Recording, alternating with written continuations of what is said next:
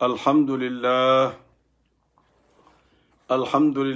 रब्बिल आलमीन वस्सलातु वस्सलामु अला सय्यिदिल मुरसलीन व अला आलिहि व अस्हाबिहि त्ताहिरीन अजमईन। अम्मा बाद फ़अऊज़ु बिल्लाहि मिनश शैतानिर रजीम। बिस्मिल्लाहिर रहमानिर रहीम। इन्नल्लाह व मलाइकतहु युसल्लूना अलन नबिय्य या अय्युहल्लज़ीना आमनू सल्लू अलैहि वसल्लिमू तस्लीमा। अल्लाहुम्मा सल्लि अला सय्यिदिना मुहम्मदिन व अला आलि सय्यिदिना मुहम्मदिन व बारिक वसल्लिम। अस्सलातु वस्सलामु अलैका या सय्यदी या रसूलल्लाह व अला आलिका व अस्हाबिका या हबीबल्लाह। अस्सलातु वस्सलामु अलैका या सय्यदी या रहमतल लिल आलमीन व अला आलिका व अस्हाबिका या शफीअल मुज़निबीन। इंतहाई वाजिबुल एहतराम दोस्तों, भाइयों, अजीज़ों, साथियों और बच्चों और बच्चियों, अस्सलामु अलैकुम व रहमतुल्लाहि व बरकातुह। माशाअल्लाह आज का दिन भी अच्छा गुजरा, लेकिन रमज़ान जैसा नहीं था। बस गुजर गया। जो रमज़ान में बरकतें, खैर और तबीयत में हशाश बशाशी होती थी, वो आज नहीं है। इसकी हिकमत तो खैर अल्लाह ही जानता है। जो मैं फील कर रहा हूँ, महसूस कर रहा हूँ, वो आप तक पहुँचा रहा हूँ। बहरहाल निज़ाम कुदरत है कि इस महीने ने आना था और वो आके रहता है। यही रब का फरमान है कि मैंने 12 महीने बनाए हैं। जब एक महीना ख़त्म होता है तो दूसरा आ जाता है। फिर उस महीने की जो तकाज़े हैं फिर हमें वो पूरे करने पड़ते हैं। शवाल का महीना, 6 रोज़े होते हैं शवाल के। अगर लगातार रख लो तो ये बरकत की बात है, आदत पड़ी होती है बंदे की। लेकिन अगर नहीं लगातार रख सकते तो कोई बात नहीं, हर जुमरात को और पीर को रख लो।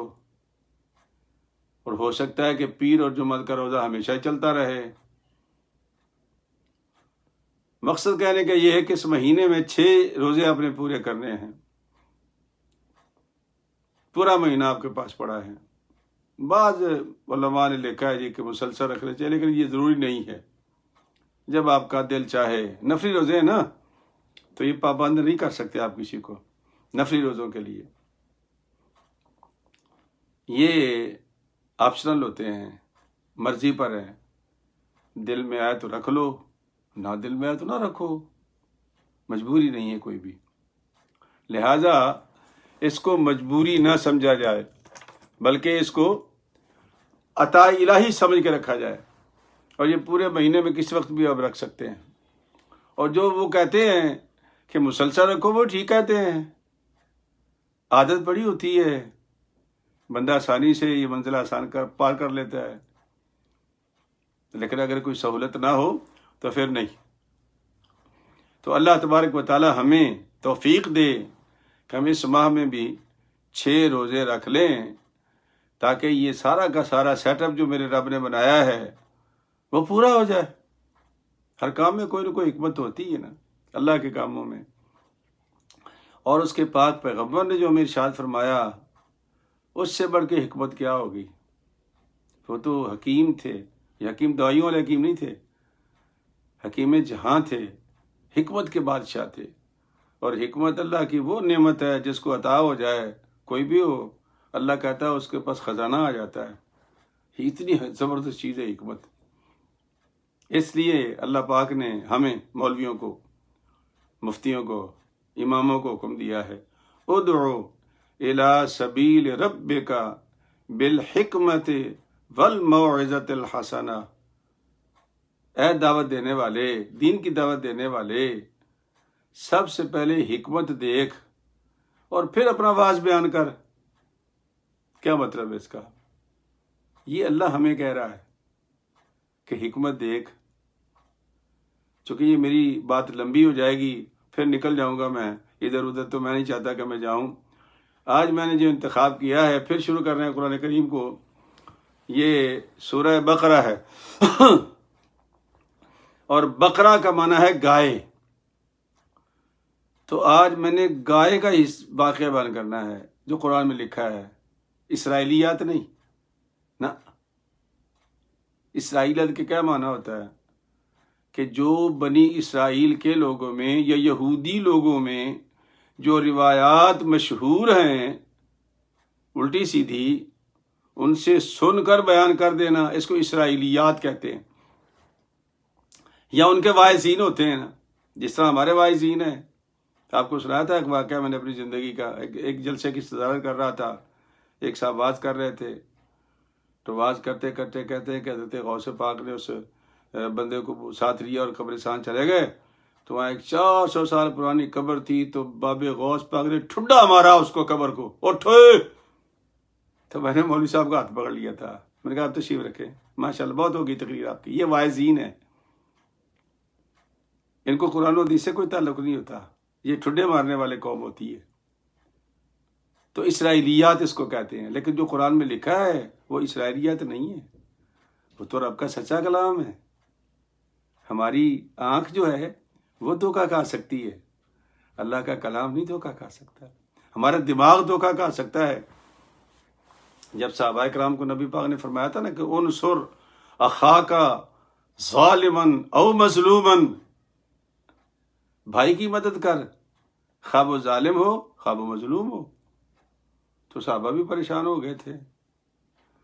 लेकिन जब सरकार से पूछा गया या रसूलल्लाह क्या मतलब, मतलब साफ जाहिर है कि मजलूम के साथ खड़े हो जाओ, ये उसकी मदद है, और जालिम का हाथ पकड़ लो, ये उसकी मदद है।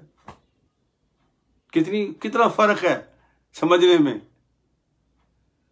एक मौलवी साहब थे गांव के, उन्होंने पढ़ा कि ला सलाता इल्ला बिहुजूरिल क़ल्ब, कि नमाज नहीं होती जब तक कल्ब सामने ना हो। तो वो ये समझा कि हमें मौलवी साहब ने पढ़ाया था छोटे काफ से कल्ब का माना कुत्ता होता है, तो एक बड़ा कुत्ता खरीद के ले आया, वो उसे सामने खड़ा कर दिया। किसी ने पूछा भाई ये क्या कर रहे हो? कहने लगा जी हदीस पे अमल कर रहा हूँ, नबी ने फरमाया था कि ला सलाता इल्ला बिहुजूरिल क़ल्ब। तो उसने कहा ये बड़े काफ से क़ल्ब का माना कुत्ता नहीं होता भाई, बड़े काफ से क़ल्ब का माना दिल होता है। दिल को हाजिर करके नमाज पढ़, तू कुत्ता लेके आ गया तू। ये लफ्ज़ों का ये फ़र्क है। मैं इसलिए बार बार रोता रहता हूँ कि ये जो टीवी पे बैठ के ना ये मीडिया पे, सोशल मीडिया पे आपको वजीफ़ा बताते हैं ना, वो खुद ज़ेर ज़बर गलत पढ़ते हैं। तो यहाँ तो लफ्ज़ आगे पीछे हो जाए तो माना कहीं देखो ना, कल्ब और कल्ब में कितना फ़र्क है। कल्ब को माना कुत्ता है और कल्ब को माना दिल है। इसलिए मैं रोता रहता हूँ कि नहीं, कुरान करीम को सीखो। जब तक कुरान सही नहीं पढ़ोगे तो मानी और मफाहीम तक नहीं पहुँच सकते हम लोग। ये मामूली काम नहीं है, ये अल्लाह की किताब है, और अल्लाह की किताब को अल्लाह की किताब समझ के पढ़ो, और फिर देखो उसके अंदर समुंदर है मानी का और मफाहीम का। बकरा ये गाय को कहते हैं, इस सूरत का नाम ही बकरा है, गाय। और इसके अंदर एक गाय का वाक़या है, आज आपको वो सुना रहा हूँ जो मेरे रब ने बयान किया है। और आयत का मैंने इंतखाब किया 2 का, चूँकि इतना वक्त नहीं होता कि पूरा अगर रकू पढ़ूंगा तो टाइम तर्जुमे पे निकल जाएगा, तो थोड़ी सी बातें भी बीच में बतानी होती हैं।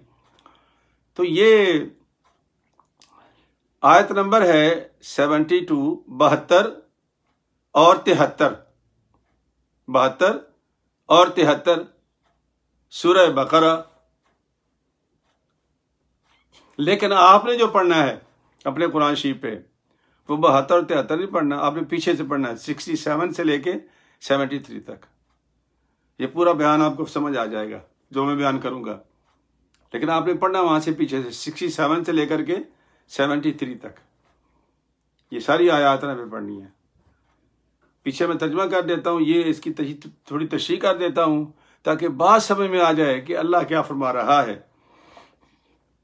अल्लाह फरमा रहा है कि वइज़ क़तलतुम नफ्सन फद्दारअतुम फीहा वल्लाहु मुखरिजुम मा कुंतुम तक्तुमून फ़क़ुल नदरिबूहु बिबादिहा कज़ालिक युह्यिल्लाहुल मौता व युरीकुम आयातिही लअल्लकुम ताक़िलून। सदक़ल्लाहुल अज़ीम। ये 2 आयात हैं। मफ़हूम पीछे बड़ा लंबा है, ये नतीजा रिजल्ट है इस गाय के वाक़े का, तो वो आपके सामने मैं पेश कर रहा हूँ। इस वाक़े में 3 बातें अल्लाह ने बयान की हैं और तीनों समझने वाली हैं। तीनों समझने वाली हैं। मसलन पहली बात तो ये है कि गाय को ज़िबा क्यों किया गया, क्या वजह थी।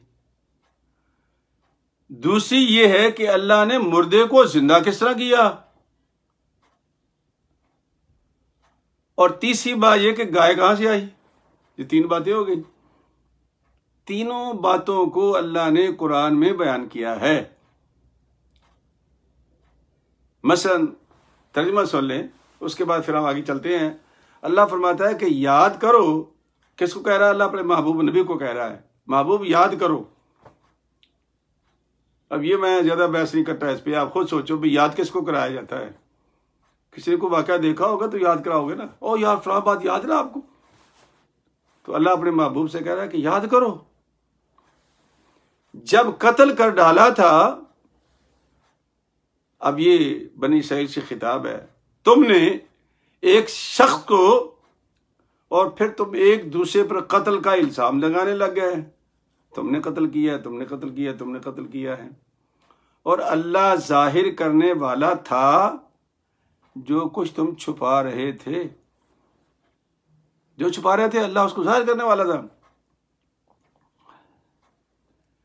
हमने फरमाया कि मारो इस मकतूल को गाय के किसी टुकड़े से, फिर देखो यूं जिंदा करता है अल्लाह मुर्दों को और दिखलाता है निशानियां तुमको, शायद तुम्हें समझ आ जाए। बात अल्लाह की। अब मैं आपको वाक़ा सुनाता हूं। ये 3 वाक़े इसमें बयान हुए हैं। पहली बात यह है कि बंदा था, मालदार था, पैसे वाला था, उसकी एक बेटी थी। 2 रिवायात मिलती हैं, लेकिन ये मुझे ज्यादा अच्छी लगी है। इसकी भी अथेंटिसिटी ठीक है। ये इसराइलियात नहीं है, ये हमारी रिवायत है। बंदा था, उसकी एक बेटी थी, बंदा बड़ा मालदार था। उसका एक भतीजा था, बेटा इसका कोई नहीं था, उसका एक भतीजा था। उसने सोचा कि ये बाबा तो मरता ही नहीं, ना ये मुझे रिश्ता दे रहा है, क्यों ना हो मैं चचा को कत्ल कर दूं और कत्ल करके इसकी बेटी से शादी भी कर लूं, तो सारे माल का मालिक मैं हो जाऊंगा, मैं मालदार बन जाऊंगा। ये मंसूबा शैतान ने उसके दिमाग में डाला। और मंसूबे बनाने के तो माहिर होते हैं। मंसूबा बना के उसने चचा को कत्ल कर दिया और उसके बाद उसकी लाश उठाई और उस कबीले के दरवाजे पर छोड़ आया जिससे इनकी दुश्मनी थी। उनके दरवाजे से लटका के आ गया। सुबह जब वो उठे, दरवाजा खोला तो धड़ाम से मैयत नीचे गिर पड़ी। इससे वापस आकर शोर बचा दिया कि मेरे चचा को किसी ने कत्ल कर दिया है। शोर मचा दिया और इतना शोर मचाया कि मरने मारने पर तुल गया। अब बंदे लेकर के उनको मारने के लिए तैयार करने लगा, तो वो जो मकतूल के जो दरवाजे पर जिसको छोड़ आए थे, उस कौम ने कहा कि जब हमारे अंदर अल्लाह का एक नबी मौजूद है तो हमें आपस में लड़ने की क्या जरूरत है, चलो उनके पास चलते हैं। चुनाचे वो उनके पास चले गए। मूसा अलैहिस्सलाम ने मुकदमा सुना, कलीमे खुदा थे, अल्लाह का कलाम उनके पास आता था, वो बराह रास्त बात करते थे, जब भी जरूरत पड़ती अल्लाह से बात कर लेते। इसलिए कहते हैं कलीमे खुदा, यानी वो शख्सियत जो अल्लाह से कलाम करने वाली थी। तो अल्लाह से पूछा, या अल्लाह पाक ये कत्ल का मामला क्या है? तो अल्लाह का हुक्म हुआ कि ए मूसा इनसे कहो कि गाय ज़िबा करो। अब जब उन्होंने कौम से कहा कि गाय ज़िबा करो तो वो कहने लगे, आऊ ये आप हमारे साथ मजाक कर रहे हैं, अतत्तखिज़ुना हुज़ुवा, हमारे साथ मजाक कर रहे हो, हम कत्ल का मुकदमा लेके आए हैं, आप कहते हो गाय ज़िबा करो। आपने फरमाया, क़ाल अऊज़ु बिल्लाहि अन अकूना मिनल जाहिलीन, मैं अल्लाह की पनाह मांगता हूँ अगर तुम्हारे साथ मैं जिहालत का बर्ताव करूँ। नहीं, ये हुक्म रब्बी है। अब वो कौम मूसा जो थी, आपने पहले सुना है बाती उलमा से भी, कुरान से भी पढ़ा होगा, वो तो ऐसी कौम थी कि हज़रत मूसा अलैहिस्सलाम से कहा, जब वो वहाँ से हिजरत करके आए, अमालका कौम से उनका वास्ता पड़ गया, तो कहने लगे फज़हब अंता व रब्बुका फ़क़ातिला इन्ना हाहुना क़ाइदून। ऐ मूसा, तू जा अपने रब को साथ लेके जा, जाके लड़ाई कर उनसे, जब ये इलाका फतह हो जाएगा तो हम आ जाएंगे। ये वो कौम थी। अब उनका, अच्छा यार ये गाय का अजीब चक्कर है भाई, बात कत्ल की है, बंदा कलीमे खुदा है, तो भाई सीधा बता दे अल्लाह कि फलां ने कत्ल किया है, गाय ज़िबा करो। अच्छा वो अब मजाक में पड़ गए। ये इसलिए कह रहा हूँ कि 67 आयत से जब आप पढ़ोगे ना सारे तर्जुमा, तो ये सारी बातें उसमें लिखी हुई हैं। उनका, अच्छा जी ये गाय कैसी हो? उन्होंने कहा, जी गाय ना दुबली हो ना पतली हो, मोटी ताजी हो, जवान हो। अच्छा जी उसका रंग कैसा हो जी? उनका, जी रंग उसका सुनहरी हो। अच्छा जी फिर उसको काम क्या लिया गया हो जी? उनका, ना उस पर हल जोते को, ना पानी निकाला गया हो, ना उसे सवारी की गई हो, अनटच गाय होनी चाहिए। अब वो पूछते गए, अल्लाह बताता चला गया, बिल आखिर बात एक ऐसी जगह पर ठहर गई कि अब उनके पास गुंजाइश न रही आगे से लन तरानियां करने की। परेशान हो गए हो। अब वो गाय खरीदने के लिए निकले, गाय खरीदने के लिए निकले। अब गाय का किस्सा क्या, गाय का किस्सा क्या है, आई एम सॉरी वो मुनक़ते हो गया था रास्ता। गाय का किस्सा ये है, एक नेक आदमी था, नेक आदमी था, जब वो मर गया, फौत हो गया बेचारा, तो उसके बाद एक बच्चिया थी। तो वो बच्चिया जो थी वो जंगल में छोड़ गया, और जंगल में जाके कहता, अल्लाह मैं चला जाऊंगा दुनिया छोड़कर, बच्चा मेरा छोटा है और ये गाय भी छोटी है, कल को जब बच्चा मेरा समझदार हो जाएगा तो मालिक इस गाय की तू हिफाजत करना और ये गाय उसको वापस कर देना। फौत हो गया। अब वो बच्चा कुछ समझदार हो गया तो माँ ने उससे कहा, अब वो माँ का बड़ा ताबेदार निकला, बेतहाशा ताबेदार। माँ ने बड़ी अच्छी तरबियत की, कहा बेटा तेरा बाप एक गाय छोड़ के गया था और वो जंगल में है, जब तू जाके आवाज देगा कि अल्लाह मेरी गाय मुझे वापस कर दे, तो गाय खुद ब खुद तेरे पास आ जाएगी। मुफस्सिरीन कहते हैं कि वो गाय की हालत ये थी कि शेर भी डरता था उससे, करीब नहीं जाते थे। क्यों? अल्लाह की हिफाजत में थी। इसलिए हम कहते हैं कि दोस्तों भाइयों, अल्लाह की हिफाजत में आ जाओ, तुम्हें तकलीफ नहीं होगी, तुम्हारी हिफाजत करने वाला खुद खुदा मौजूद होगा। चुनाचे बच्चा गया और वो गाय ले आया। जब उसने गाय पकड़ी तो गाय क्या देखता कि बिल्कुल वही गाय थी जिसका हुक्म रब ने दिया था। और माँ ने चलते हुए कहा था, बेटा हम फकीर लोग हैं, गरीब लोग हैं, ऐसा करना कि 3 दिनार में गाय बेच देना, 3 दिनार में गाय बेच देना, लेकिन हैंड ओवर करने से पहले पहले मुझसे फिर पूछ लेना। ये मैं शॉर्ट कर रहा हूं क्योंकि वक्त तेजी से गुजर रहा है मेरा। तो बच्चा जब लेके आ रहा था तो रास्ते में एक खरीदार मिला उसको। अच्छा बेटा ये गाय कितनी की दोगे? कहा 3 दिनार की। कहा डन। कहा लेकिन ट्रांसफर करने से पहले मैं वालदा से पूछूंगा, मेरी माँ कहेगी तो आपको हैंड ओवर करूंगा। उसने कहा ठीक है। उसने कहा चल ऐसा कर तू 6 ले, माँ के पास न जा। उसने कहा नहीं। चल 12 ले, माँ के पास न जा। 24 ले। उसने कहा जी जो मर्जी कहो, जब तक मैं माँ के पास वापस नहीं जाऊंगा, नहीं देखूंगा, नहीं कहूंगा, नहीं बताऊंगा, उस वक्त तक मैं गाय ट्रांसफर नहीं कर सकता। जब वापस आया तो माँ ने कहा बेटा पूछ कर आओ कि मैं गाय को बेच दूं या न बेचूं, चूंकि वो फरिश्ता है। माँ ने कहा बच्चे से, माँ नहीं मिली अभी, नेक औरत थी, समझ गई कि वो फरिश्ता है। तो बच्चे ने जाकर कहा, तो उसने कहा ना बेचो, कल तेरे दरवाजे पर मूसा अलैहिस्सलाम आएंगे कौम को लेकर के, फिर उनसे मुंह मांगी कीमत ले लेना, जो तुम कहोगे वो तुम्हें देंगे। और वो लेंगे, उन्हें लेना पड़ेगी, क्योंकि रब करीम ने तेरी गाय ही का पता दिया उनको। अल्लाह अकबर। वो बच्चा लेके घर चला गया, एक रात गुजारी।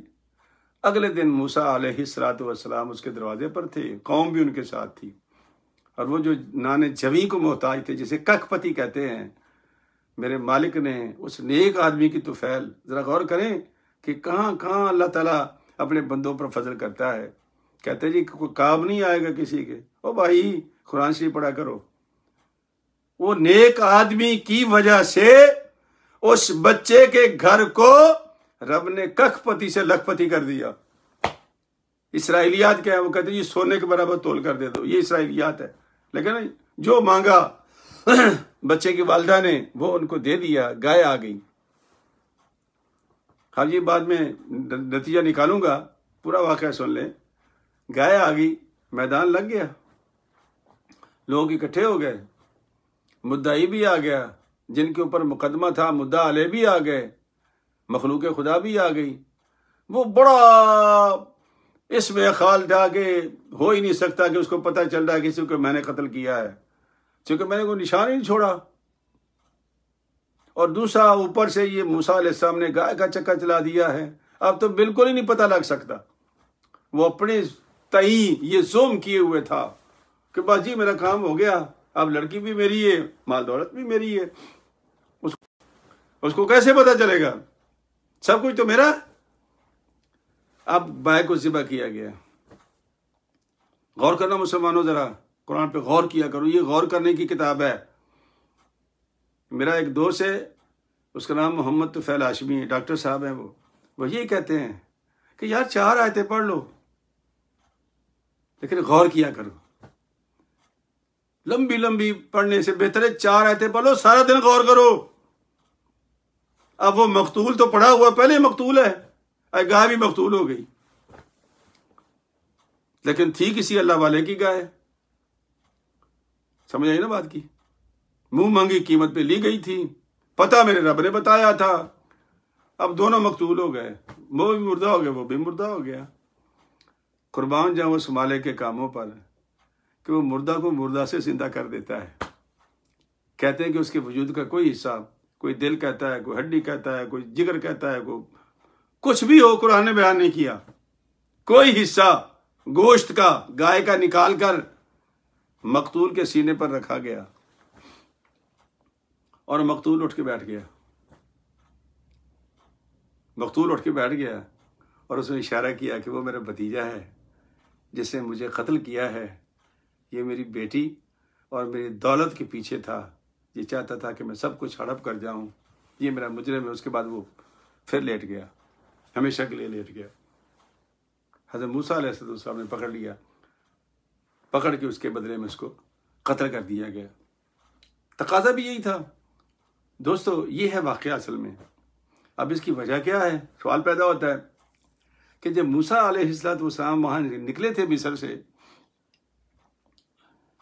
तो वहाँ गाय की पूजा होती थी, और जब वो वहाँ से आए, दरिया पार किया, तो सामरी ने जो चक्कर चलाया था उसने भी गाय बनाई थी सोने की, और लोगों से कहा था, और वो मिट्टी जो जिब्राइल के घोड़ी के पैरों से उठाई थी उसने, वो उसके मुंह में डाल दी।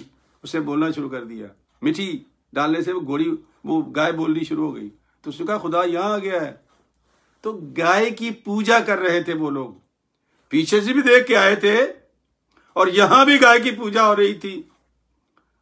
तो अल्लाह पाक ने उस गाय को सामने ज़िबा कराया कि अगर ये खुदा होता तो यूं ज़िबा होता। ये पहली बात है कि गाय को क्यों ज़िबा किया, ताकि पता चल जाए कि गाय खुदा नहीं है, ये तो तुम्हारे हाथ में, छुरा मारो खत्म हो जाएगी।